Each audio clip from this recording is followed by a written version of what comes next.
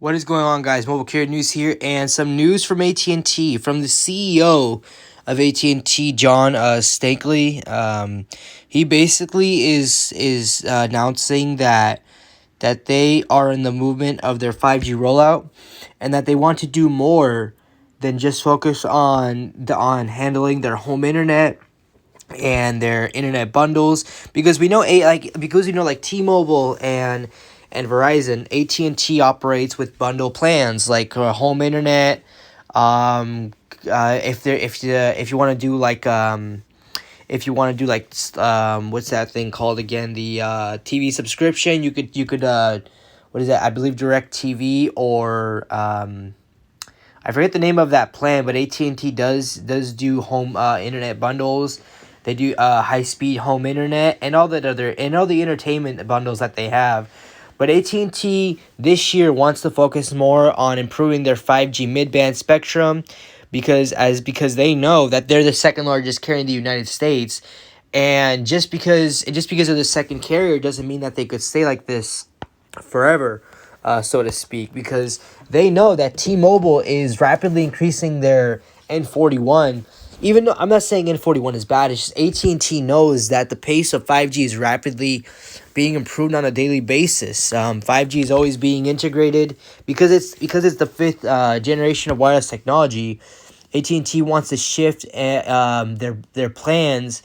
Instead of focusing more on the bundle plans, like for home internet or for TV, internet, and all that stuff, entertainment, the bundles that they have, they want to focus more on their 5G, because the closer we get to 5G being improved on top of C-band, even though AT&T is not yet to release C-band, unlike Verizon, they know they have to play catch up, because not only has their stock been going down dramatically, the AT&T knows that they just have to keep on spending more money. They have to do it. They have to make a change, because change is always happening in businesses, especially AT&T being $1 billion business, just like the other two carriers.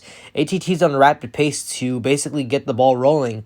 They have to improve their 5G more and more, because I've noticed um, their 5G is I think it's pretty good. It's honestly they're honestly like at the same pace as Verizon. They have a lot of 5G. Obviously T-Mobile is the leader in 5G, but that doesn't really matter. As long as you have coverage, you should be fine. But AT&T is shifting to that, basically to that wide of range, where instead of focusing more on the home internet and the TV bundle internet, which, don't get me wrong, a lot of people are still either staying at home or they want to watch movies at home because the theater is just so expensive these days, and everything else in general. But people want to stay home, watch all the channels, sports, Netflix if it's included with their bundle plans. But AT&T is just basically deciding that it's time to switch to really focus on 5G. I mean, I'm not saying AT&T has never been focused on 5G when they started. That was never the case. They've been focusing on 5G, but they know they have to improve it even more by improving mid-band and their 5G plus capacity, to basically catch up with the competition, because competition is very fierce these days. It's only going to get much more competitive. We're in 2022. 2020 pretty much got slowed down because of the whole issue going on with everything. And in 2021, 5G was picking up a pace, but not that much. It was still slowing down. But now we're at 2022, and that's when 5G is going to get real. That's when 5G is going to basically turn on not only C-band, they're going to turn on all the infrastructures, all the mid-bands. It's going to get hectic. Everything's going to be pretty much turned on. We're not going to go on full blast until 2025 or 6, but basically it's going to get the ball rolling to improve 5G, because the more people are going to 5G, the more people are going to want better connection and no lag and just all around.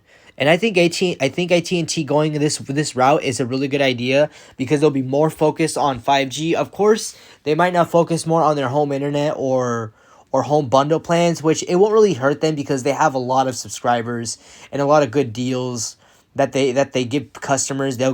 30% off, maybe even 50 if they really want to keep them.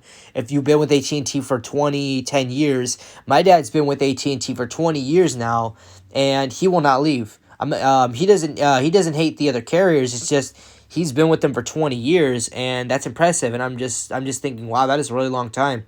And they always give him bundles, deals. They gave him a new iPhone, I believe 3 years ago. They gave him a new iPhone with an Apple Watch at no extra cost. Literally no extra cost. He literally got a good deal. He only spent like, I think, at 1,200 or 1,000 for just an iPhone and an Apple Watch. And I'm just thinking, wow, if he can stay with them for 20 years and get that kind of a deal, imagine how many more customers they can give that kind of deal. Obviously, they can't give it to everyone because they basically be losing money. But the fact that my dad told me about that deal, and like, that is an insane deal. Like, yeah, the Apple Watch costed like probably $300-$400, but they slashed it out, and they literally gave it to him for free. I know nothing is free in life, but they literally did it. Like, no joke. He literally has the I could literally ask him for the receipt, and it's there. Just he didn't pay anything, and I'm just very, very shocked about this. And this is very interesting news. AT&T recorded around 880 million post-phone additional subscribers in Q4, and a total of 1.3 million post-paid net additions in 2021. And in total, they net about 3.2 million postpaid net phone ads for the year. That is an insane amount. That is basically almost getting a million new phone subscribers that were either from Verizon, T-Mobile, or they're just people that honestly don't have a phone, and they chose service, and they chose AT&T for that.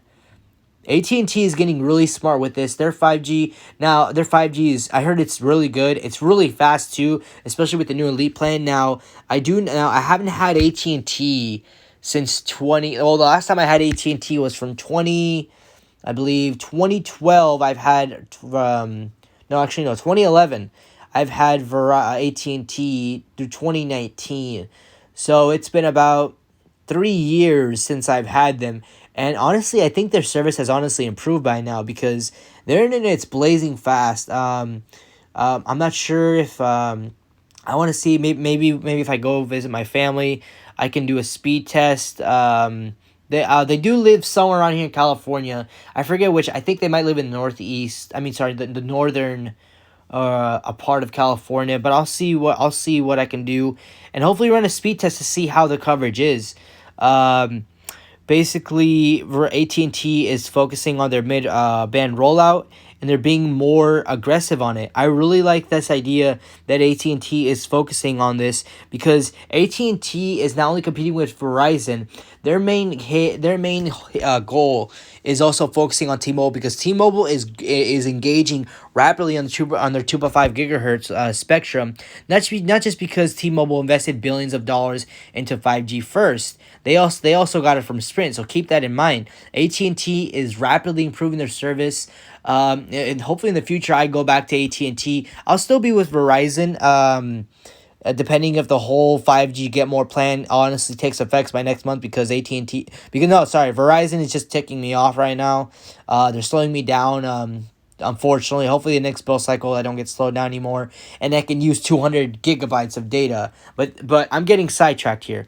Basically, AT&T is gonna go crazy with their 5G mid-band, low band, high capacity 5G plus. And I'm actually excited. I'm really hyped what AT&T is going to pull this year.